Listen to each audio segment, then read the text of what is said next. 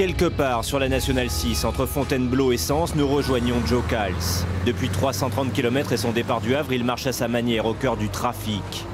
Pratique un mouvement pendulaire, sa gestuelle est physique. Sa concentration omniprésente, la moindre perte d'équilibre peut lui anéantir ce défi incroyable.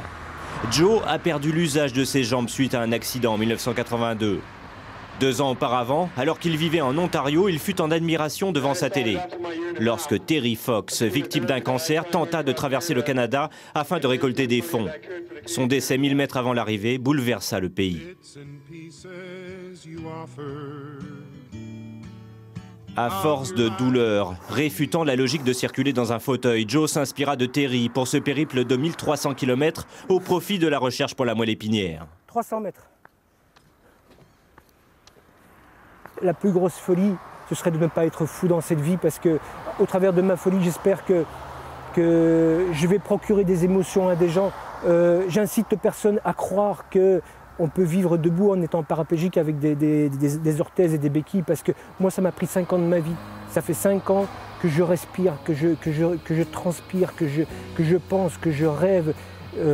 C'est même plus du rêve, c'est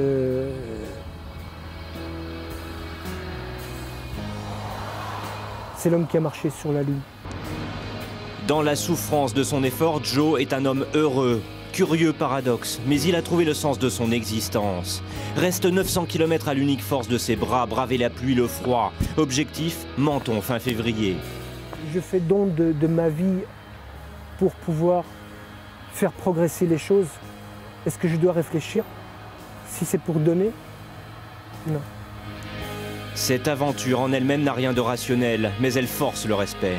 À vrai dire, Joe possède un cœur aussi grand que son exploit. joecals.com, soutenez-le jusqu'au bout. Belle leçon de